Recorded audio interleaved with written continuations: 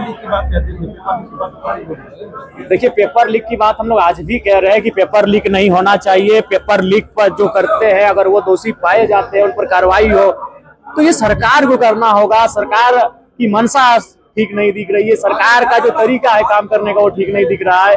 बहुत ही माने उदासीन पॉलिटिक्स करने का काम कर रही है वो गंभीर नहीं है विषयों को लेकर, वो मुद्दों को लेकर गंभीर नहीं है। 1 साल हो गया है सरकार के बने हुए, कैसा लग रहा है आपको? नहीं, बिल्कुल। सरकार को अगर 10 नंबर में नंबर देना पड़े तो 3-4 नंबर देंगे, उससे ज्यादा नहीं मिल पाएगा। तो सीएम हाउस में पूरा ढोल नगाड़ा बजा। अच्छा, एक बात बताइए, ढोल नगाड़ा किस खुशी में बजा? क्या उपलब्धि है? आप एक भी उपलब्धि बता दीजिए। आप पंचायत में चले जाइए, जल नल योजना का काम अधूरा पड़ा हुआ है।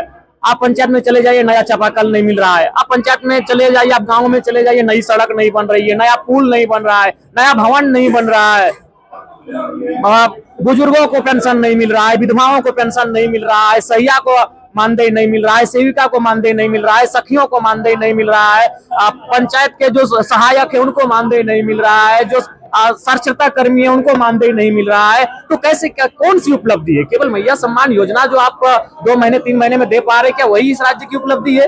बाकी आप बताइए, कौन सा काम, कौन से विभाग के लोग इनसे खुश है, बता दीजिए। एक चीज आप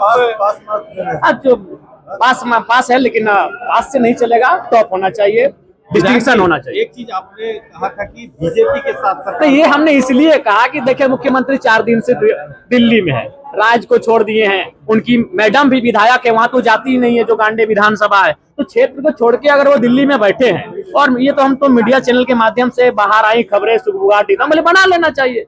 छोड़िए, ऐसे भी पहले भी ये रहे हैं, बनाए हैं।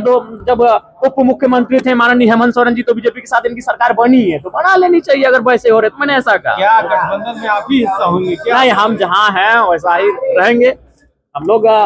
ये लोग अगर सरकार बना लेंगे तो हम लोग को तो और बहुत दूर रहेंगे जी, तो और मैंने आगे चले जाएंगे। तो इसलिए मैंने ये इसलिए कहा कि चूंकि वो खबरें बाहर आ रही थी, और नहीं होता है तो सरकार को कम से कम केंद्र से समन्वय स्थापित करना चाहिए। ये सच्चाई है कि केंद्र का जो अंश मिलता है राज्य को, इस राज्य के साथ सौतेला व्यवहार हो रहा है। इस बात से हम भी सहमत हैं कि झारखंड राज्य के साथ दिल्ली में जो बैठी एनडीए की सरकार है, सौतेला व्यवहार कर रही है। वो केंद्र की जो राशि इनके पास आती है, वो राशि नहीं मिल पा रही है, ये सत्य है।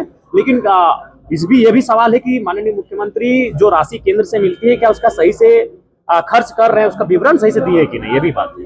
देखिए, द्वितीय पूरा बजट पेश होने जा रहा है, हाँ, 11,000 करोड़ के आसपास बजट पेश सरकार इसकी पहले अनुपूरक बजट पेश किया था। आप इसमें कितने संतुष्ट हैं? दूसरे अनुपूरक बजट पेश किया जा रहा है। देखिए, अनुपूरक बजट पेश कर रहे हैं, हम उस निर्णय का स्वागत करते हैं, क्योंकि अभी राज्य को बजट की आवश्यकता है। राज्य के सारे निर्माण कार्य अधूरे पड़े हैं, सारे कार्य पेंडिंग है। लेकिन उस बजट में किस प्रकार से खर्च हो पाता है, किस प्रकार से उस बजट का संग्रहण हो पाता है, ये विषय रहेगा। तो लगातार जिस तरह से सीजीएल परीक्षा को लेकर हाईकोर्ट से लेकर सड़क तक पूरा हंगामा हुआ, हाईकोर्ट उसके बाद निर्देश दिया कि रिजल्ट जारी किया जाए, इसको आप किस तरह से देखते हैं? देखिए, उस पर सरकार विचार कर रही है। सरकार, हमें लगता है कि उस पर हम लोग बैठ के भी बात करेंगे। अगर मौका मिले सबसे सुझाव का, सबदलीय बातचीत में हम लोग बात करेंगे। मुद्दे बहुत सारे हैं, लेकिन अब सदन 4 दिन का है, आप भी जानते हैं 4 दिन का सदन है, तो सदन की कार्रवाई बहुत कम दिनों की है। मैं तो चाहूंगा कि कम से कम शीतकालीन सत्र और मानसून सत्र कम से कम 10 दिन का कार्य दिवस हो। बजट सत्र फिर 1 महीना चलता है, 20 दिन कार्य दिवस होता है, लेकिन बाकी जो 2 सत्र है बहुत छोटे होते हैं, इनमें हमारे मुद्दे रखने का समय नहीं मिल पाता। जो आरोप पत्र जारी किया गया था, उसके जो 3 मुद्दे सामने आए, भ्रष्टाचार, अवैध कोयला खनन को लेकर की बात होती है। देखिए, इसमें सच्चाई है, मैं उसी क्षेत्र से आता हूँ, मैं उसी जिले से आता हूँ, इसमें किंतु परंतु कुछ भी नहीं है। बिल्कुल नेता प्रतिपक्ष जी ने जो सूची जारी किया, प्रेस कॉन्फ्रेंस जो बात उन्होंने कही है, लेकिन एक चीज है, नेता प्रतिपक्ष होकर भी वह कहीं न कहीं निष्पक्ष नहीं हो पाए। उन्होंने अपने दल के नेताओं का नाम नहीं लिया, उनके दल से जुड़े हुए कोयला कारोबारियों का नाम नहीं लिया। ये भारी भूल उन्होंने किया। अगर उनके पास सूची नहीं थी तो कहे, हम उनको सूची भी दे देंगे और उस डिपो का भी नाम बता देंगे जहां भारतीय जनता पार्टी के नेताओं के इशारे पर या नेताओं की संलिप्तता से कोयला का काम होता है, अवैध कारोबार। ये उन्होंने हमें उम्मीद थी कि वो एक सरकारी शिक्षक रहे हैं, वो निष्पक्ष होंगे बाबूलाल जी, लेकिन जब वो प्रेस कॉन्फ्रेंस कर रहे थे, काम तो उन्होंने अच्छा किया लेकिन निष्पक्ष होकर नहीं कर पाए, वो अपने दल के नेताओं का नाम नहीं ले पाए। तो भ्रष्टाचार के मुद्दे पर कई पर सवाल ये उन्होंने घेरा और उनको कई का नाम का खुलासा किया, तो किनका नाम नहीं खुलासा कर पाए? अपने लोगों का खुलासा नहीं कर पाए, उनके सांसद जी के नेतृत्व में जो कारोबार चलता है उन लोगों का खुलासा नहीं कर पाए। ये तो कौन नहीं जानता है। आज अगर धनबाद की बात करेंगे तो धनबाद में सबसे ज्यादा कोयला का पैसा किसके पास है, बाबूलाल मरांडी जी जानते हैं। और उनकी विधायक को भी पद मिला, धनबाद के विधायक को। ठीक है, उनको बधाई।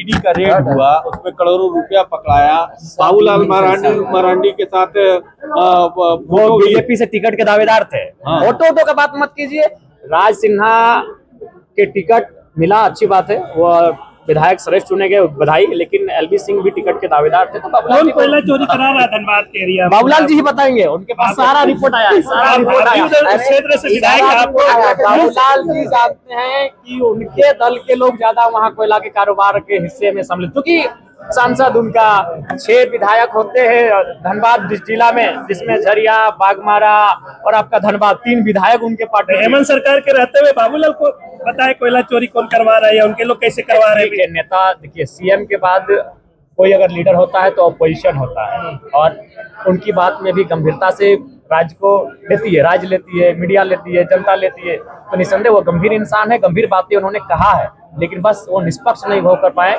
वो अपने लोगों का नाम नहीं गिना पाए। आप सुझाव देंगे क्या? लाइव चल रहा है, लाइव जी, मैं उनको सुझाव दूंगा, मैं उनको लिस्ट भी दे दूंगा कि उनके लोग कहाँ अवैध कोयला काम करते हैं।